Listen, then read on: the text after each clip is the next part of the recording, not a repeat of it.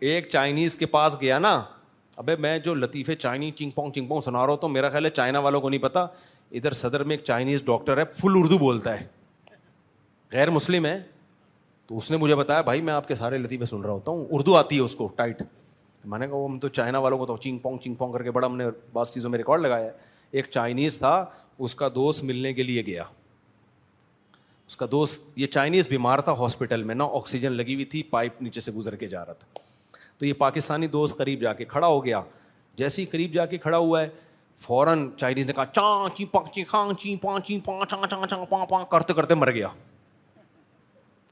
اب یہ پاکستانی دوست نے بولا یار این مرتے ہوئے کچھ بول کر گیا ہے تو یہ ہلکی بات نہیں ہے, کچھ مجھے نصیحت کر کے گیا ہے.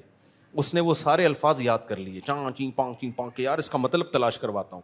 چائنا گیا, پوچھا یار یہ میرے دوست نے یہ بولا تھا چاں چی پانچ اس کا مطلب کیا ہے؟ اس نے کہا اس کا مطلب ہے الو کے پٹھے, آکسیجن کے پائپ سے پاؤں ہٹا, سانس رک رہا ہے میرا.